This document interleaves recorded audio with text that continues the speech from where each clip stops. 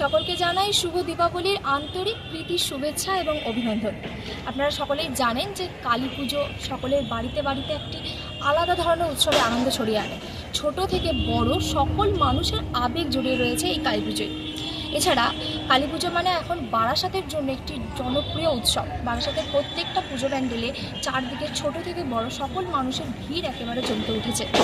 চারদিকে আলোর সজ্জার প্যান্ডেল, এছাড়া ধূপের গন্ধে ভরে উঠেছে সারা শহর। আজ আমরা রয়েছি বারাসাতের কেএনসি রেজিমেন্ট কালী পুজো প্রাঙ্গণে। এখানে তাদের মূলত পুজোর থিম রয়েছে বাংলার শিল্প সাহিত্য এবং সংস্কৃতি চর্চা নিয়ে।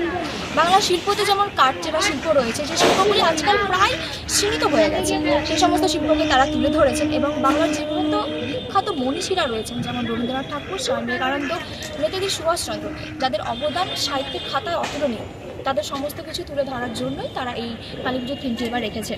আপনাদের সকলের সামনে এই সমস্ত পুরো ভিডিও আমরা তুলে ধরি। ক্যামেরায় হিমাদ্রি ব্যানার্জির সাথে সুতপা বর্মনের রিপোর্ট, ভিশন প্লাস নিউজ। এবারের কালী পুজোয় বারাসাতের কেএনসি রেজিমেন্ট ক্লাব এক বিশেষ বার্তা নিয়ে হাজির হয়েছে, যা কেবল দর্শকদের মুগ্ধই করবে না, বরং বাঙালির ইতিহাস ও আত্মপরিচয় নিয়ে নতুন করে ভাবাবে। এবারের পুজোর থিম হিসেবে ক্লাব বেছে নিয়েছে এক সুদূর প্রসারী ভাবনা, বাংলার শিল্প সাহিত্য সংস্কৃতি এবং মনীষীদের অবদান। এই থিমের মাধ্যমে বাংলার শাশ্বত ঐতিহ্য এবং কৃতি সন্তানদের প্রতি এক আন্তরিক শ্রদ্ধা নিবেদন করা হয়েছে। মণ্ডপের প্রবেশদ্বার থেকে শুরু করে অন্দরমহল পর্যন্ত প্রতি মুহূর্তে দর্শক অনুভব করবেন এক ঐতিহ্যের ছোঁয়া। মূল আকর্ষণ হিসেবে মণ্ডপ জুড়ে সুচারুভাবে স্থাপন করা হয়েছে সেই সকল কিংবদন্তি বাঙালির মূর্তি, যারা যুগ যুগ ধরে আমাদের পথ দেখিয়েছেন।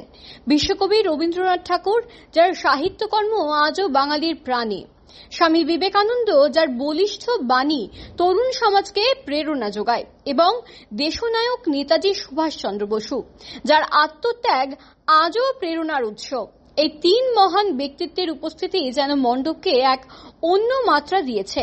এদের পাশাপাশি আরও একাধিক মনীষীর অবদান ও জীবনগাথাকে নান্দনিক উপস্থাপনার মাধ্যমে ফুটিয়ে তোলা হয়েছে, যা আজকের প্রজন্মকে তাদের শিকড়ের সঙ্গে পরিচিত করবে। তবে থিমের বিশেষত্ব শুধু মনীষী বন্দনাতেই সীমাবদ্ধ নয়। মণ্ডপের সাজসজ্জাতে অত্যন্ত যত্নের সঙ্গে তুলে ধরা হয়েছে বাংলার এক প্রায় বিলুপ্ত শিল্পধারা, পোশাক শিল্প ও সুতি শিল্পের অতীত গৌরব। পুরনো দিনে মহিলারা যে নিপুণ হাতে কাপড় সেলাই করতেন, ছিঁড়ে যাওয়া বা নষ্ট হয়ে যাওয়া কাপড়কে রিপু করার মতো সূক্ষ্ম শিল্পকর্মে আবার তাকে ব্যবহারযোগ্য করে তুলতেন, সেই সমস্ত সেলাই এবং রিপু শিল্পের নিদর্শনগুলিকে বিশেষভাবে প্রদর্শিত করা হয়েছে।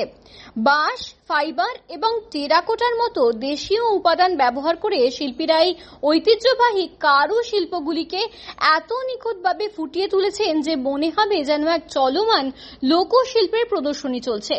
মণ্ডপে ব্যবহৃত প্রতিটি সূক্ষ্ম কারুকাজ, প্রতিটি শিল্পকর্মই বাংলার মাটির গন্ধ বহন করছে। কেএনসি রেজিমেন্ট ক্লাবের এই উদ্যোগ শুধু একটি পুজো মণ্ডপের নির্মাণ নয়, এটি এক সাংস্কৃতিক আন্দোলন। এটি বাঙালি সমাজকে মনে করিয়ে দেয় যে শিল্প সাহিত্য আর সংস্কৃতি আমাদের আসল সম্পদ, আর মনীষীরাই আমাদের আসল পথপ্রদর্শক। ঐতিহ্য ও আধুনিকতার এমন মনোগ্রাহী সংমিশ্রণ এবারের উৎসবে বারাসাত কেএনসি রেজিমেন্টকে এক অনন্য পরিচিতি এনে দিয়েছে। নিঃসন্দেহে বলা যায়, বাংলার শিল্প সাহিত্য এবং মহানায়কদের প্রতি এই আন্তরিক শ্রদ্ধার্ঘ্য এই অঞ্চলের পুজো পরিক্রমার এক মাইল ফলক হয়ে থাকবে।